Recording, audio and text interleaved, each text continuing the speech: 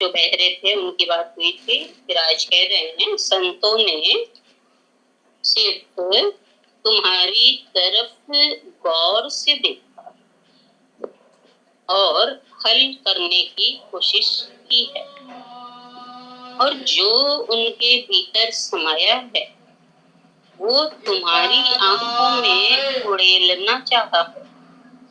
इसीलिए साधु संगत की बात करते हैं। इसीलिए साधु संगत की बात करते हैं नानक, कि साधुओं के साथ रहो। अगर समझना है जो उन्होंने जाना है, संगति करो, सत्संग करो। सुनने कहने से ध्यान देंगे, सुनने कहने से बहुत ना होगा। कुछ कहा जाएगा, कुछ समझोगे तुम। लोग बहरे हैं, कुछ बताया जाएगा, कुछ तुम देखोगे। लोग अंधे हैं, तुम अपनी व्याख्या करोगे। समझे क्या? गुरु जो बताते हैं उस पर तुम अपनी व्याख्या करोगे। तुम शब्दों को अपने अर्थ दे दोगे। जो है एडिटिव नहीं लेते हो, बल्कि अपने अर्थ दे देते हो। नानक कहते हैं उसको, ऐसे प्राणी को आज्ञाकारी नहीं कहा जा सकता। वह कहा नहीं जा सकता। कौन? परमात्मा। वो कहा नहीं जा सकता, फिर भी इशारे किए जा सकते हैं। गुरुदेव की वाणियां क्या हैं? इशारे हैं। इशारे किए जा सकते हैं, ये इशारे हैं। ये कहना नहीं है, ये इशारे हैं। ये जो बताया है संत ने आंखों में डालकर, ये इशारे हैं। इन शब्दों में हुक्म नहीं है। इन शब्दों में वह हुक्म नहीं है। ये शब्द तो मील के किनारे लगे पत्थर की तरह है। मील के किनारे कोई बड़ा पत्थर लगा रहता है, वहां जब छोटे छोटे पत्थर इकट्ठे हो जाते हैं, वैसे हैं ये शब्द तो, जो छुपे पड़े हैं मेन जो होता उसके नीचे। तो वो कहा कि ये तो वो हैं। ये बता रहे हैं कि जो मील के पत्थर के पास जो छोटे छोटे निमित्त मात्र बोलते हैं ना, जो निमित्त, ये बता रहे हैं कि चले आओ, आगे है मंजिल। लेकिन बहुत से लोग मील के पत्थर को पकड़कर बैठ जाते हैं। तुम भी कर सकते हो, तुम भी कर सकते हो कि रोज सुबह उठकर उनका पाठ करो, उसको दोहराते रहो, कंठस्थ कर लो। तुमने क्या किया? तुमने क्या किया? जाना नहीं अपने को। ये सब चीजें तो इशारा है। कंठस्थ पाठ करना, उसको नाम जपना, ये सब तो इशारे हैं। यात्रा करनी पड़ेगी, तुम्हें चलना पड़ेगा उसकी राह पर। धर्म एक यात्रा है।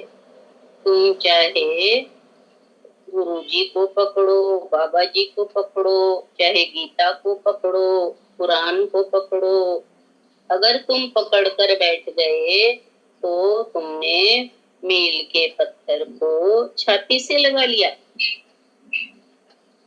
समझो और आगे बढ़ो।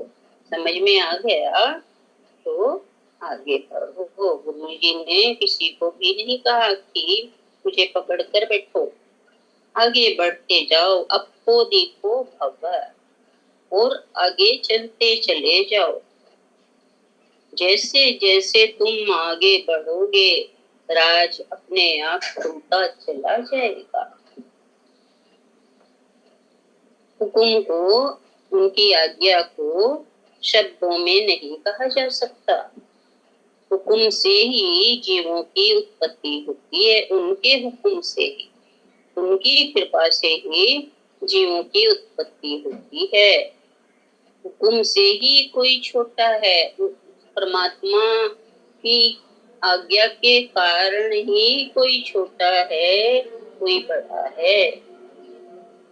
और इस हुक्म से ही सबको सुख दुख मिलता है। सोचो, जब तुम्हें दुख मिलता है तो तुम किसी को जिम्मेदार ठहराते हो। दुख मिला तो दूसरे को जिम्मेदार ठहराया। अगर जिम्मेदार ही ठहराना है तो हुक्म को जिम्मेदार ठहराओ, यानी हुक्म यानी परमात्मा, परमात्मा को जिम्मेदार ठहराओ।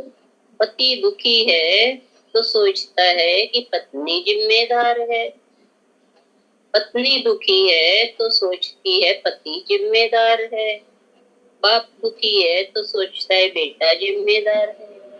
अगर जिम्मेदारी देनी ही है तो परमात्मा को तो छोटे से काम नहीं चलेगा।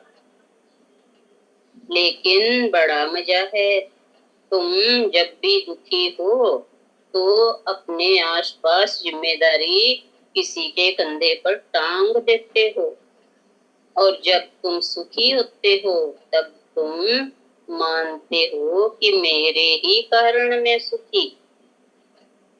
ये तर्क किस प्रकार का है? सुखी हो जब तुम अपने कारण, और दुखी हो तब तुम किन्हीं और के कारण।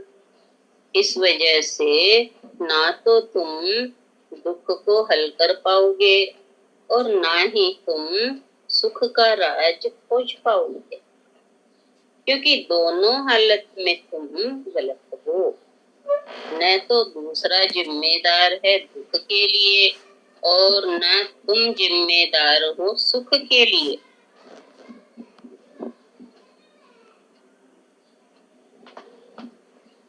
आगे कह रहे हैं,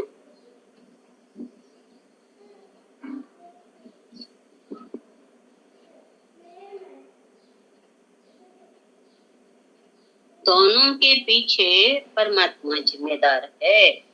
और अगर एक ही हाथ से सुख दुख आ रहे हैं तो उनमें भेद क्या करना, फर्क क्या करना? यानी परमात्मा से ही आ रहा है तो फिर भेद किस बात का?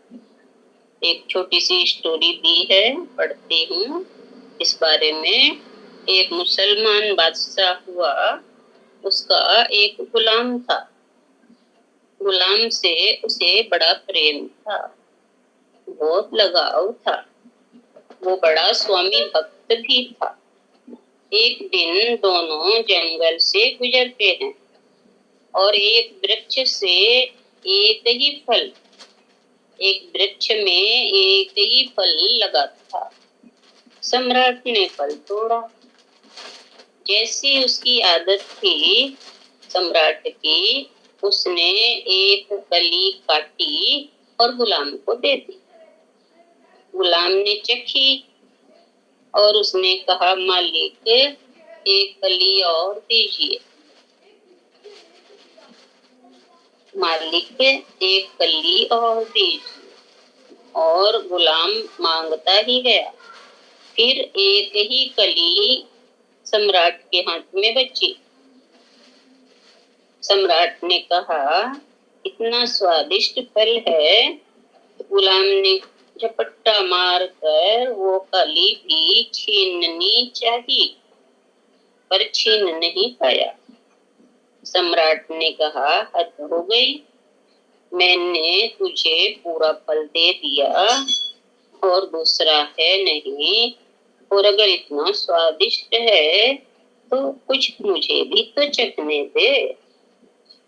उस गुलाम ने कहा कि नहीं, स्वादिष्ट बहुत है और मुझे मेरे सुख से वंचित ना करें, दे दें आप मुझे।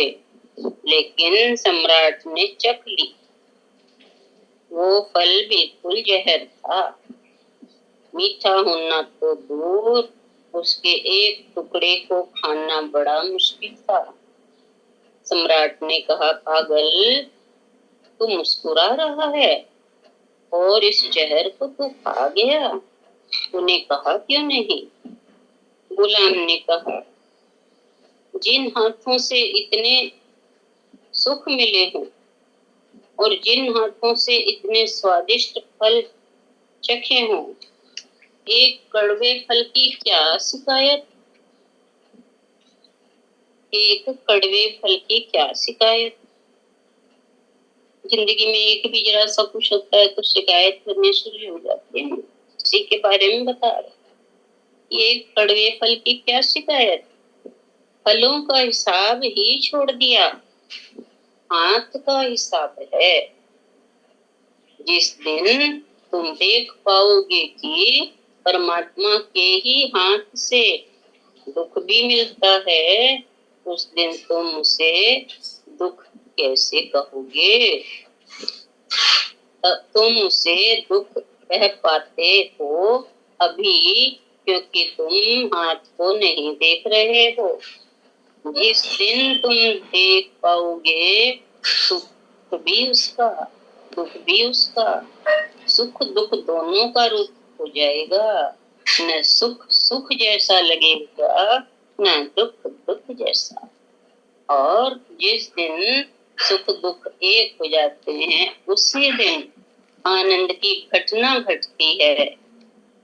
जब तुम्हें सुख दुख का द्वैत द्वैत यानी तो नहीं रह जाता, तब अद्वैत यानी परमात्मा करता है, तब आनंद उतरता है, तब तुम आनंदित हो जाओगे।